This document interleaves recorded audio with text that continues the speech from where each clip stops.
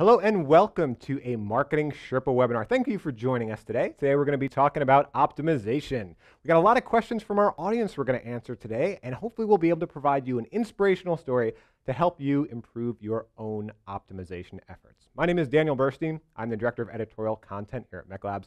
I am in our green screen studio right here in Jacksonville Beach, Florida. Joining me today is Steve Parker, the Vice President of the Direct Marketing Division of First Street. He's in Richmond, Virginia right now. We thank you for joining us, Steve. My pleasure, Daniel. Good to be with you. And I'm going to be posing a lot of questions to Steve about his very impressive case study in which he increased sales. Well, we're going to talk about that in just one second. I don't want to give it away. But first, let me let you know that you can use hashtag #SherpaWebinar to ask us any questions. Put some questions on there you'd like me to ask Steve. You can also share your own advice about what works for you in optimization. We found a Twitter hashtag is the best way, not just to communicate with us, ask us questions, show us what works for you, but it's a great way to find your peers too. Find some optimization peers you can work with to improve your own testing efforts. Also, I just want to throw these up here real quick. So we have them for the replay. We're going to put this out through YouTube. We're going to put this on the Marketing Sherpa site on SlideShare. And there are some further resources you can look at to learn more about Steve Parker's story, how he did what he did, some of these impressive results. I'll also be tweeting some of these further resources through Twitter using the hashtag #SherpaWebinar. So with that, let's start with the fireworks, shall we, Steve? Let's talk about what were the results from your efforts.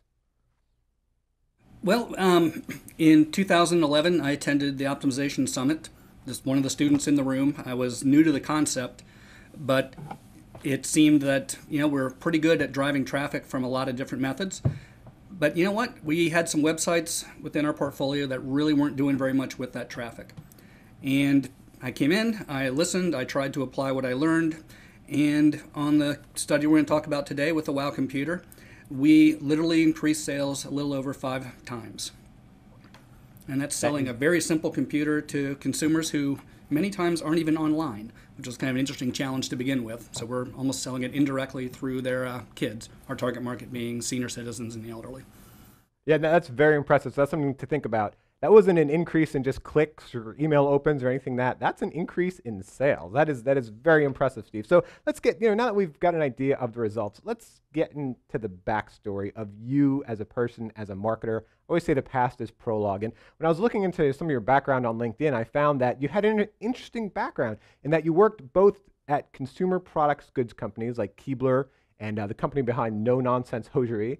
And but you were also involved in really the first incarnation of the internet, the first, like working at companies like MyPoints. And so I wanted to get a sense of how did those previous jobs inform your current work at First Street?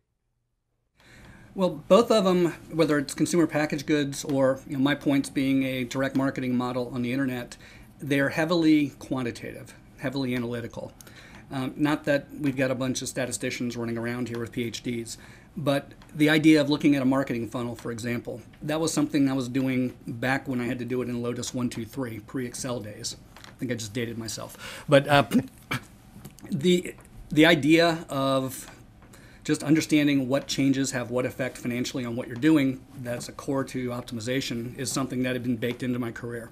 So what I heard about this concept that MECLabs was teaching about how to really optimize web pages, it just intuitively made sense to me, and I wanted to learn more. Well, let's get a sense now of your current role at First Street. Tell me a little bit about your current role and a little bit about what First Street does so we can understand the test we're about to see. Sure. So First Street is the largest direct marketer to senior citizens and the elderly in the United States. We sell products that try and make their lives better, help them offset some of the challenges that come with age as eyes or ears or mobility kind of decline as we get older. My responsibilities include our flagship catalog, our internet businesses, the new product development and merchandising pieces of the company, inventory, some business development, and a couple of other little things. Okay, now a challenge we often hear, our last webinar was with SAP, and they were telling us about their testing efforts. Obviously, SAP is I think in the webinar we learned to have 60,000 employees all across the world. And so a lot of questions we got from the audience were, well, that's great. SAP can do it. They've got all the resources in the world. What can I do? I'm just a small company. So Steve, let's give us an idea of what are your resources in your current job? Yes, I'm pretty much the opposite of SAP. At the time we did this WOW computer work, we had a 3-person team. That team was me, myself, and I. Since then, with some success, the team has grown to I have one other person that is a tremendous asset in the marketing that we do. But we had to approach this bare budget, minimal time, minimal dollars to be invested against it. And I'm not a coder, I'm not a graphics guy. I'm a marketer by training, but I don't have the web production skills. So I even had to find a testing tool that was basically WYSIWYG or drag and drop, whatever you want to call it, where I could move pieces around and change text without having to involve IT, without having to involve anybody really. So that's got to be very challenging because you're doing everything yourself. On the upside, I would think, well, maybe it's a bit easier to sell it up to management if it's a smaller company with less resources, because that's another challenge we get. How can I sell it to management? How can I get the resource I need? What was your experience with selling it to management, if you wouldn't mind telling us? Initially was met with a little bit of skepticism. Is it the best use of your time?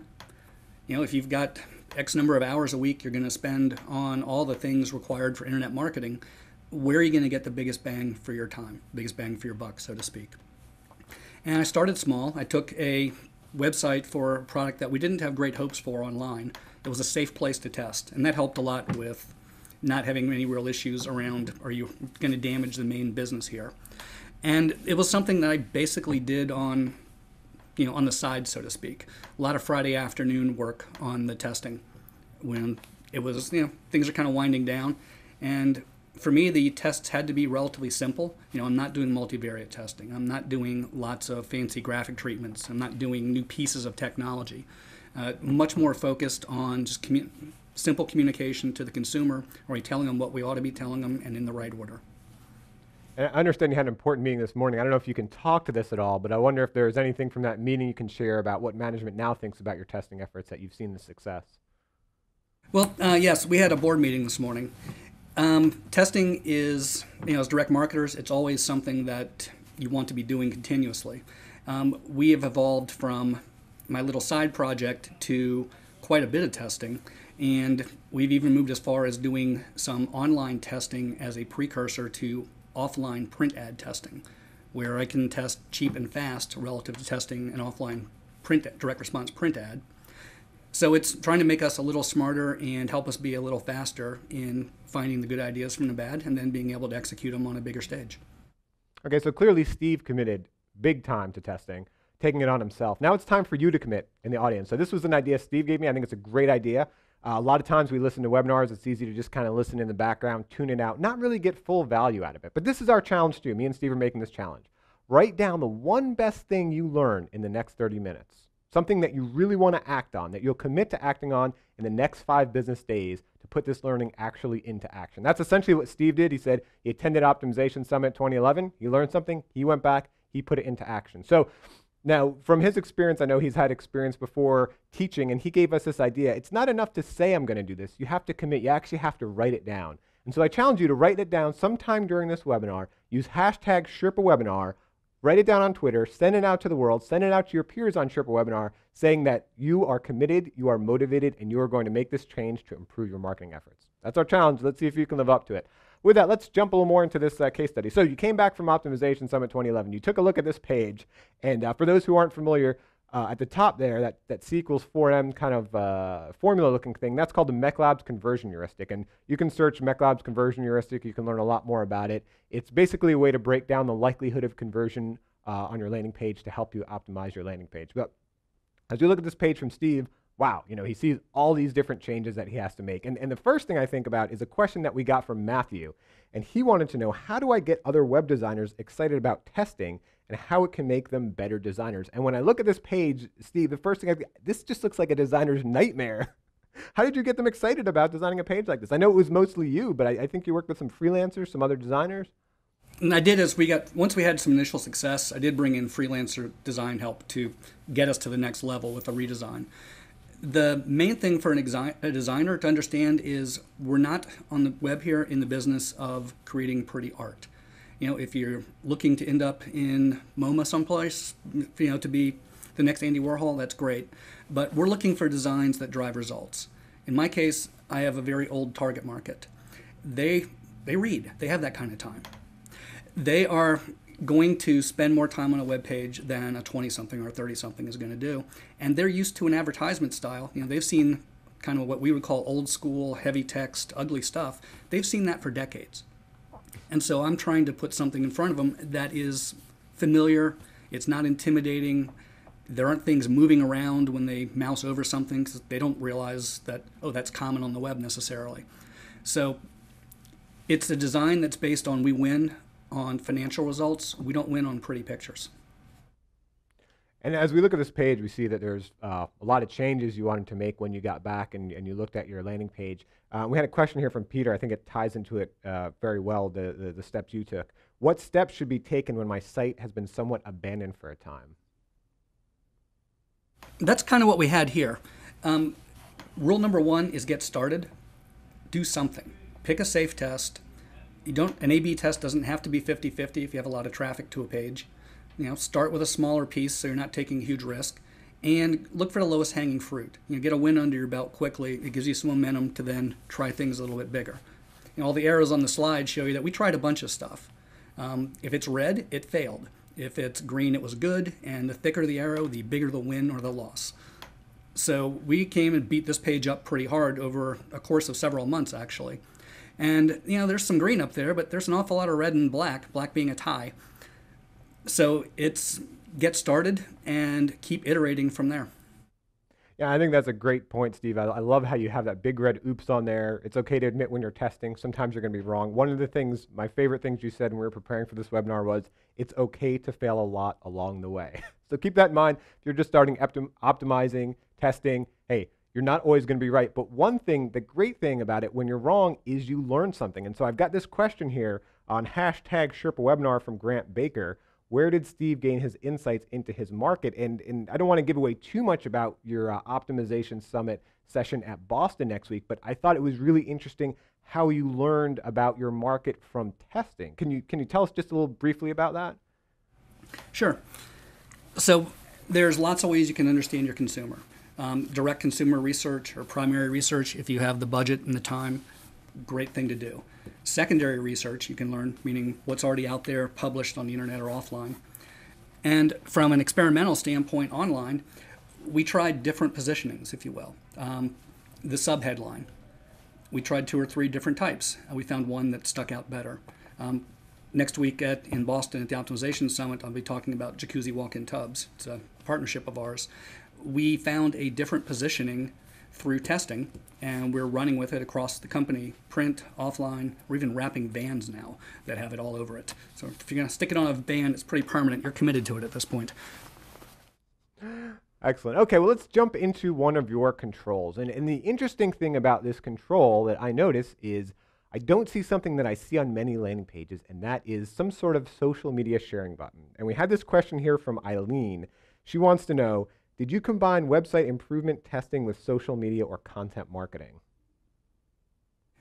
In our case, given our target market, you're looking at really a age 75 plus customer. They're not big social users. And of the ones who are on social media, they really just want to see their grandkids and their kids. So they're not going to be as interactive in the social world. So from our standpoint, it's pretty low on the priority list. There are no social buttons on this website. We've tested a little bit of that on some of our other properties. As the baby boomers, the younger part who grew up with some social media in their lives get older, yes, it will definitely be more important. For my particular target market at this point in time, it doesn't help. Yeah, and I think that's a great point that we can all learn from Steve. So while we might not all have senior citizens we're targeting who are more averse to social media perhaps, even if we're targeting a younger audience, it's finding which platform they're on, right? There's no one right platform. Some people might be on Facebook, Pinterest, LinkedIn, Twitter. If you're using social media, it's definitely about understanding your audience, not just a fad, and understanding what works best for them. All right, with that, let's take a look at this control. Something I really noticed about the control was that button. That's a very interesting button. And we had a question here from Matt. He says, I'd like to hear about call to action buttons, color and size of the button, font color and size of the text on the button. Thanks. So can you give us your thoughts around buttons? Sure. We actually did a button-only test, and with minimal effort got a 15% lift as part of this redesign. The way our buttons are designed, particularly on what I'd call high friction, high anxiety clicks where you're asking for an order, you're asking for a lead to be submitted. We were looking to bring more to the value. MechLabs jokes about submit buttons and you will submit to the marketer. I think everybody who's been on more than one of your webinars knows better than that now. But just a button that says add to cart, it's functional, it doesn't convey a benefit, it doesn't help me feel safe or secure or this is a good thing or reinforce anything that I've done. So we went for a button that has some communication value to it. It's a little blurry, but get your wow computer. So get, as opposed to do something, it's I get something. And then below that, easy, safe, guaranteed. So we're trying to minimize the anxiety of, this is a reasonably expensive computer and we're asking you to buy it. So yeah, I want to make you feel as safe as possible, that it's going to work for you, that we're going to stand behind it 100%. And every little bit of push I can get towards getting somebody through the funnel to make a purchase increases response rate and we all make more money. Yeah, I want to ask briefly too, I noticed this is a pretty long landing page. You have the button both at the top and the bottom of the page. Do you have any thoughts around button placement? Yeah, there's more than one on a long page, certainly makes sense to us. You want to, if you think about traditional selling, you'll hear people talk about a trial close. And, web pages don't sell product. It's the people behind them. It's the story. It's what are you buying into. So if there's an appropriate place to check and see if you've told someone enough to get them in, we could potentially put more than one button after that first one in a design like this, because it is a pretty long page. But just, try and have a conversation with your customer.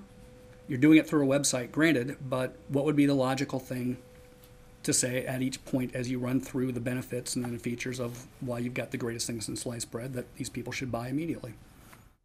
Let's take a look at these two pages side by side now, this redesign. So we have a question here from Margaret. This is a common question we get. People redesign their pages and they're worried about the all-powerful Google.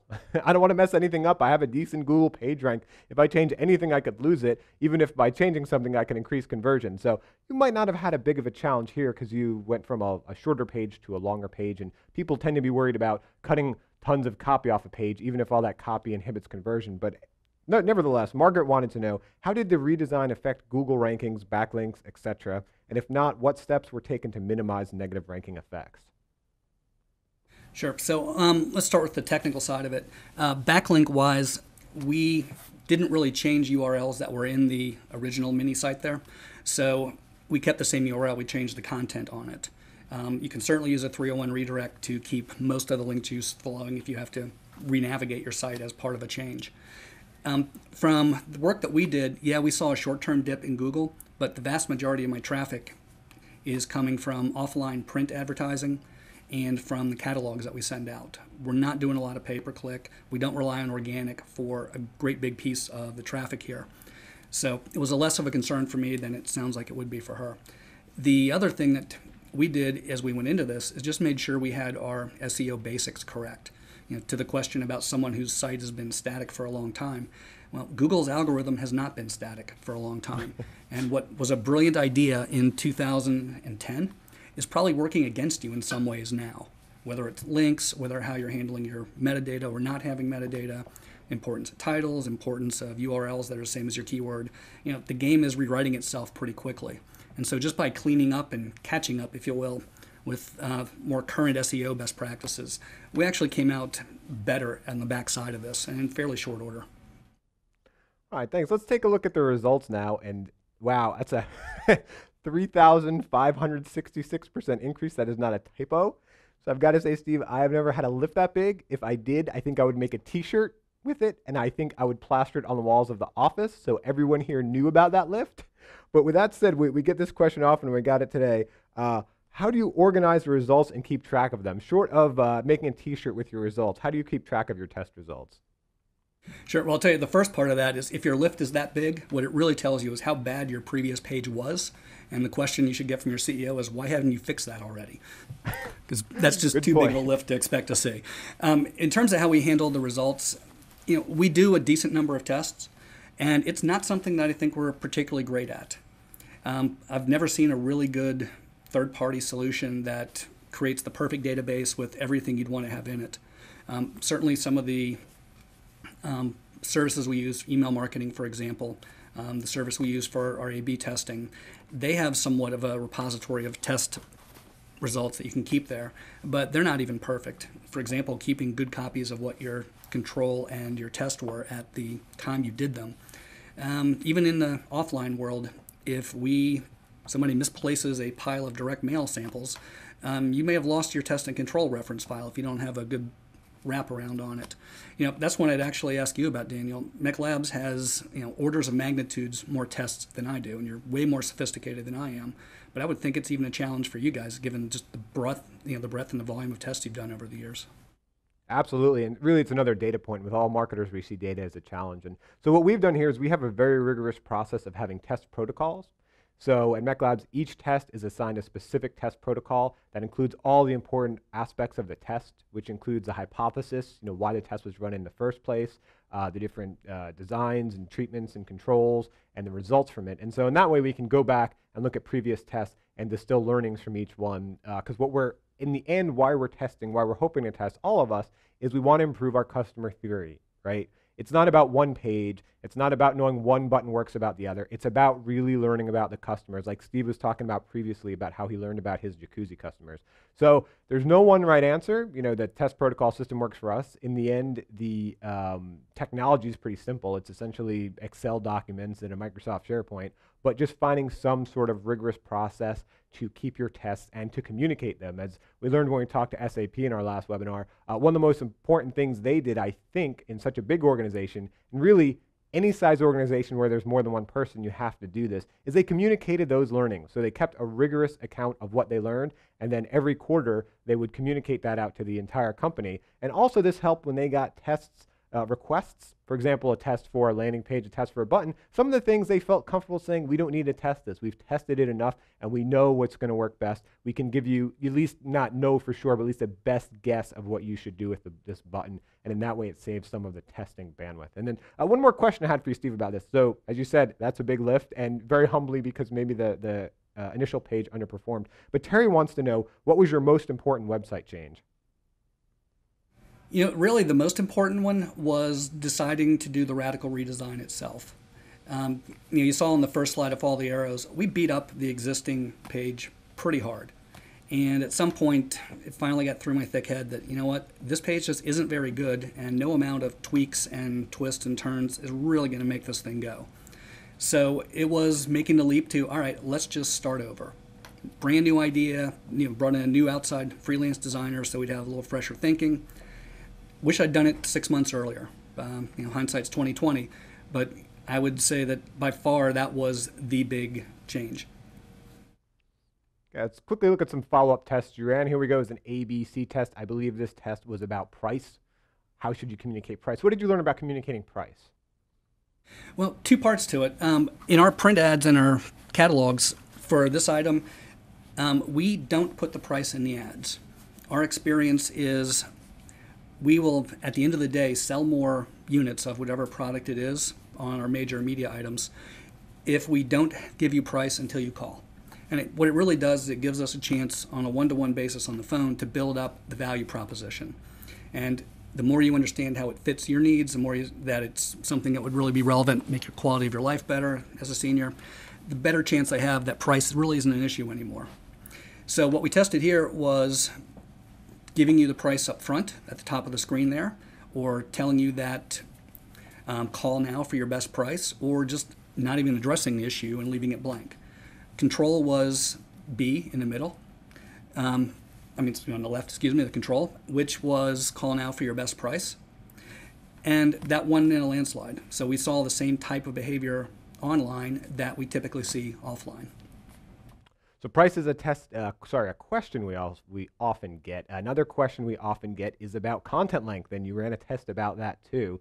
We can see the control, variation 1 and variation 2, and in this one, the middle length one, it was up 46%. So did that change how you approached content length? It did change how we did content length. What really came out of that, a 46% gain is awesome. But a better understanding of what's most important and what's not as important to our consumer. I think that was the real learning out of that. In the shortest version, we cut too much out. We didn't tell them enough of the story to really establish the value proposition. But in the long run, we were running on a bit at the mouth from a marketing standpoint. So we learned a couple of the benefits. They're nice, but in thought sequence, in order of how do I get a consumer's attention and then keep them interested, draw them deeper into how this product fits with their life, we had some stuff that was taking people off track.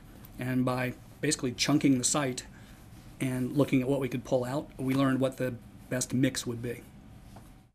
And here's again, that's a great example of using testing to learn about your customers. And here's a very interesting example in that you're driving traffic from print ads to the web. And so you can see on the left and the right, the big difference is that very clear headline, which I believe that was a headline from the print ad route, right? Wow, a computer designed for you, not for your grandchildren. Okay, don't tell us what one just yet. I'll ask you that in just a moment. But first, I want to tell you about Optimization 2013. It is next week in Boston. We hope to see you there. You can go to mechlabs.com/opsummit, OP Summit, to learn more about it.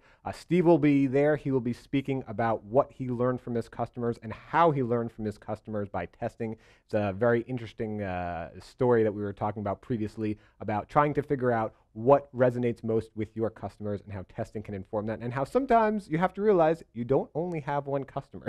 So finding out what resonates with different customer segments. I'll be there too, and I hope to see you there next week in Boston. But let's take a look at these results. So 48% increase in engagement. And so I think the biggest thing to learn from that is to make sure that there's a consistency in thought between the ad, in this case it was a print ad, but this could apply to a PPC ad or any other type of ad, and the landing page. What do you think about that, Steve? Well, absolutely. And again, this is something I learned in 2011 at the Optimization Summit. But if you attend the Mech Labs webinars, you've heard Dr. McLaughlin and others say, the first thing your site has to do is, where am I? What can I do here? Why should I do it? Well, if I drove somebody from a pay-per-click ad to a landing page that's along the same theme, you're trying to address those things. In this case, I'm driving you from Parade Magazine or AARP Bulletin or some magazine, or occasionally our catalog, to this website. So the leap is even across media types. And by having the same headline on the website that you saw in the print ad, we got a very nice lift simply by answering the where am I and letting the customer know that they got to the right place. And again, I've got older customers. They're not as sophisticated internet users as a younger demographic would be. So the where am I and am I even in the right place is probably even a bigger issue and a bigger opportunity if you can bridge that gap for them. Are there any, you have a very interesting funnel in that you're primarily focused on driving people from offline traditional advertising such as print advertising to a landing page. Do you have any special considerations you take because of that? We do. From a design standpoint, we have a bigger type size than most people would use. We have to have very high contrast because, let's face it, the eyes have faded out in their capabilities over the years. We don't want things that are confusing. We try and keep it as simple as we can. And we're trying to have a conversation with a customer that has seen decades and decades and decades of marketing. We're not quite on the as low on the opinion sales as the used car salesman in the senior's eyes, but they don't trust marketers particularly. So we need to be erring as much as possible on the side of minimizing any friction, minimizing any anxiety. Yep, they're looking for a square deal. That's what we try and provide, and we have to do that from a design standpoint, from a communication standpoint, and just from having a conversation. They're used to an environment where people talked to you and sold to you, where you went into a store and there was actually help there that even knew the products. So to the extent we can replicate that online or in an offline print environment, we find that we have more success. Clearly communicate, provide, and sell value. I love it. Well, when we talked about some of your initial results, Steve, you're very humble. You said if you get an over 3,000% lift, the CEO should call you into the office and say, what were you doing wrong before? But the CEO is not here right now. You're among friends. Brag a little. Tell us about this compounding success of yours. Well, we had very low expectations for the WOW computer on the internet. You're trying to sell computers to people that don't have a computer in some cases. And you certainly got an influencer involved in their kids. If grandma wants to buy a computer, she's going to call somebody younger to have them come check it out. What we found is that there's a lot of folks out there using computers that they're too complex. They don't understand how they work as well. They just aren't having a good experience online. And if you think about it, online is a great way to keep a senior connected with the world when maybe mobility isn't what it used to be. What I think we learned out of a year of this is the value of compounding. It's a lot of little wins that add up to a huge increase. There's a bunch of failures in here I didn't put in. There's one no gain, but we didn't bat 1,000. We didn't even bat 500 in terms of winning tests, and I wouldn't expect to. But the things you test that don't work, they go away. The wins that you get, they compound. And 30% win, 100% win, they're nice if you add them, but when they start building on each other, and then if you do this for years, you really see some pretty exponential growth in the results. So persistence, I think, is critical to it. From my own perspective, what that kind of work got me was the ability to hire a new person who, fortunately, he's a stud, and a lot more ability to test because it's affecting our bottom line. We're helping people get products that make sense to them, and we're making more money in the process. That, to me, is a win-win all the way around. Excellent. We have just 1 minute left, Steve, but if you could sum up your top 3 lessons to other marketers so they could replicate your success, what would you tell them? Well, number one, I'll steal a line from Nike, just do it. You've got to get in action. This is why Daniel challenged everybody on the call this afternoon, excuse me. It's this morning for West Coast guys. Take some action, get started. You can certainly fail along the way, and quite frankly, your failing should teach you something. So if it's either a learning experience or it's an earning experience, occasionally both. But if you fail, and you can pre-plan this, if you put a test out there, if it wins, great. If it ties, okay. If it fails, what did you learn because of the failure so that you can do better with that information the next time? And the third one, calling it tribal, working with your peers. This is an environment where whether it's crowdsourcing is the buzzword you like, or a mastermind group, or whatever your way of networking with friends, getting input from other folks who are kind of on the same quest of knowledge and improved results would be, the results will be much better if you get more input brought into the process. You still have to run it, you still have to measure it, but trying to do 100% of yourself like I did, we're doing a whole lot better now that I've got a broader set of people working on this with me.